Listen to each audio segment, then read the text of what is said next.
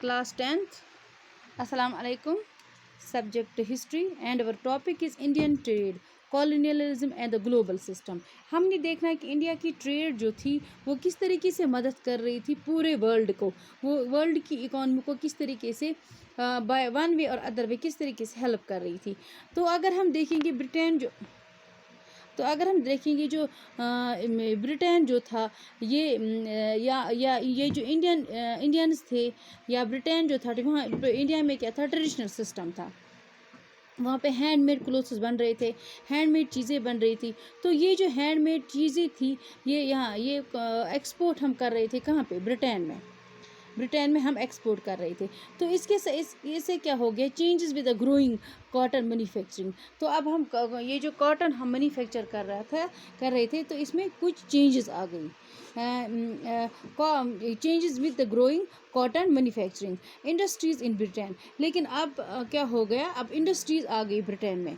जब इंडस्ट्री पहले जो था ट्रेडिशनल सिस्टम में हम हैंडमेड चीज़ें बनाती थी, फिर ब्रिटेन जाता था, ब्रिटेन में भी इंडिया भी पैसा कमाते थे, इंडियंस भी कम पैसा कमाते थे तो ब्रिटिशर भी पैसा कमाते थे. लेकिन जब ब्रिटेन ने क्या किया, इंडस्ट्रीज़ का दौर आ गया, इंडस्ट्रीज़ डेवलप हो गई. तो इससे क्या हो गया, तो increase in the tariff on Indian imports to Britain. जब हम यहाँ पे अपनी चीज़ें जो थी वो इंपोर्ट कर रहे थे तो उससे क्या हो गया, तो उससे ब्रिटेन वालों ने क्या कहा, उन्होंने टैक्सेस इंक्रीज़ किए हमारी चीज़ों पे. तो उन्होंने एक किस्म का रोक लगा दी जो हम वहाँ पे अगर हम कोई चीज़ इंपोर्ट वहाँ पे कर रहे थे.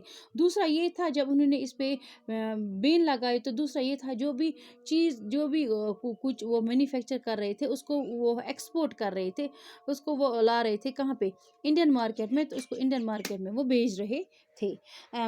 Loss of market from Indian goods. तो यहाँ पे इंडियन मार्केट्स क्या हो गया, इंडियन मार्केट्स ने अब क्या खो दिया, मार्केट खो दिया.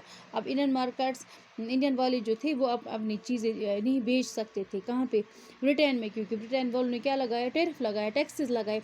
Export from Indian in cotton textile. अब एक्सपोर्ट किस में कितना होता था, 30% 1800 में होता था, 15% 1815 में हो गया. अब 1817 में 3% ही रह गया.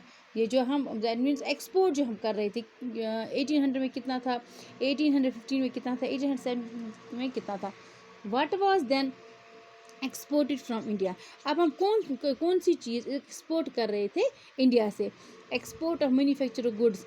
क्या हम मैन्युफैक्चर गुड्स एक्सपोर्ट करते, लेकिन नहीं, but export of raw materials increase. लेकिन अब वो यहाँ से खाम माल ले जा रहे थे, रॉ मटेरियल ले जा रहे थे. Example, share of raw cotton exports rose from 5% to 35%. जिससे कि इससे पहले 5% जो था अब वही इंक्रीज़ हो गया 35%. Same is for Indigo and opium. ये जो उग रहा था इंडिगो और ओपियम वो भी एक्सपोर्ट हो रहा था कहाँ पे, ब्रिटेन में. अब British manufacturing flooded the Indian market. अब ब्रिटिश मैन्युफैक्चर क्या कर रहे थे, जितनी भी चीज़ें बन रही थी कहाँ पे, मैन्युफैक्चर हो रही थी ब्रिटेन में, वो उन्होंने भर दिए किसके, इंडियन मार्केट्स में. Food grain and raw material export from India. Food grain जो था या रॉ मटेरियल जो था इसको एक्सपोर्ट कर रही थी इंडिया पे. तो यहाँ पे हम देखेंगे export was greater than import. ये हम कहेंगे कि ये जो एक्सपोर्ट था वो ग्रेटर देन था इम्पोर्ट से. वो कैसे, Britain had a surplus. Britain को सरप्लस ये था क्योंकि ब्रिटेन जो था वो रॉ मटेरियल यहाँ पे ले रहा था इंडिया से, तो वहाँ पे वो चीज़ें बना रहा था, वो ज़्यादा दामों में उसको बेच रहा था. तो Britain had a surplus help to pay home charges. अब हम दूसरा ये कहेंगे जो ब्रिटेन वाले इंडिया में आ गए, जो जितना भी उनको खर्चा हो रहा था वो खर्चा भी कौन उठा रहा था, या उनकी पे होती थी, कोई भी मसला होता था वो इंडिया उठा रही थी. This surplus is use to balance its trade deficit. अब ये सरप्लस जो था, ये जो इंक्रीज जो पैसा उनको वो कमा रहे थे इंडिया से, इसको वो ट्रेड डेफिसिट में लगा रहे थे. ट्रेड डेफिसिट मतलब जैसे कि उन्होंने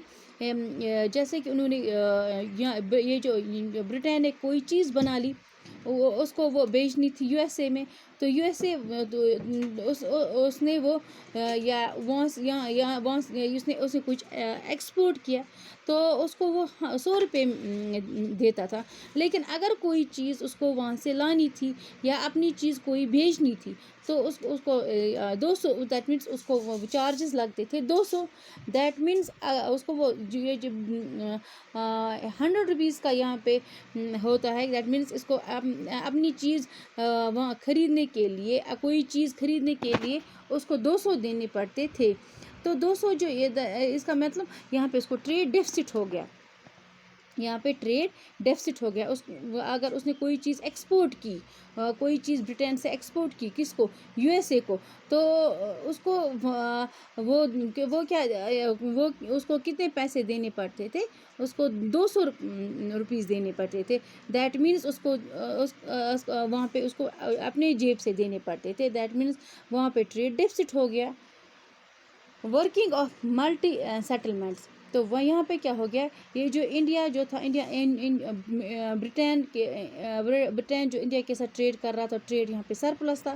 اگر وہ باقی کنٹری کے ساتھ کر رہا تھا تو ٹریڈ یہاں پہ ڈیفسٹ تھا. ڈیفسٹ کیوں تھا وہ یہاں پہ ہم کہیں گے کہ اگر وہ انڈیا کے ساتھ اگر وہ انڈیا کے ساتھ ٹریڈ کر رہا تھا تو وہ اس کو وہ جو را میٹیریل بھیج رہا تھا انڈیا سے جو را میٹیریل جا رہا تھا کیا جا رہا تھا را میٹیریل. جب را میٹیریل جا رہا تھا تو اس کو انڈیا کو 20 روپے میں دینا تھا 20 روپیز. لیکن برٹین جو وہاں پہ اس کو بیچتا تھا برٹین کتنے روپیز میں بیچتا تھا 100 روپیز میں.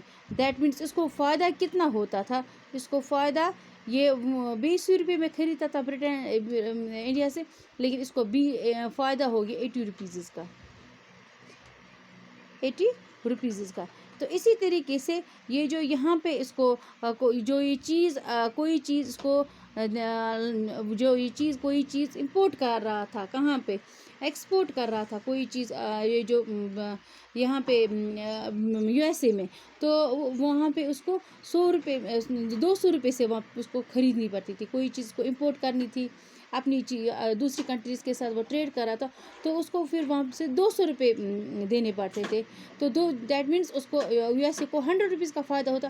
تو یہاں پہ یہ جو یہاں پہ پیسہ آ رہا تھا سرپلس پیسہ آ رہا تھا کس کے پاس برٹین کے پاس.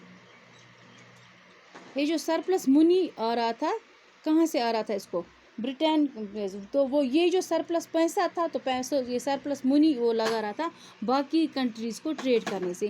By helping its balance deficit in this way India played a crucial role. تو انڈیا نے ایک کروشل رول ادا کیا ورلڈ اکانومی. انڈیا نے کیا کیا ایک ورلڈ اکانومی میں ایک کروشل رول. آج کے لیے اتنا ہی کل انشاءاللہ اور